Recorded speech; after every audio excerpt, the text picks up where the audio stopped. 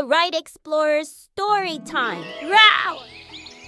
Hey, it's me, Yuna. Tonight I heard the jungle calling, hoo-hoo! So I grabbed my leaf blanket, tiptoed outside, and followed the sounds through the trees. The moon peeked through the tall leaves as I walked slowly on the soft moss. My paws made no sound. It felt like the jungle was holding its breath. Suddenly, crick, crick!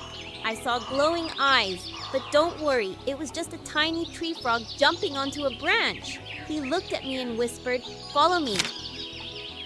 We walked past vines that swung in the breeze. I asked, "Why do trees grow so tall?" And I learned they reach high for sunlight, just like kids stretch to grow.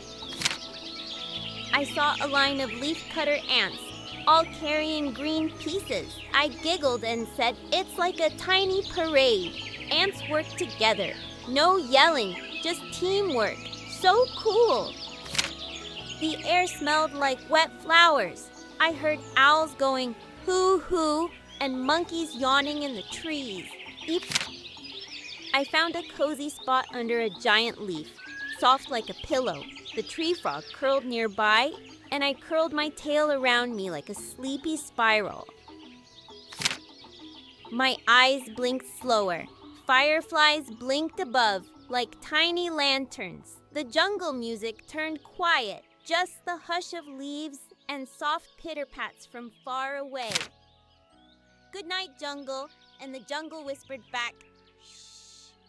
Sleep tight, little jaguar."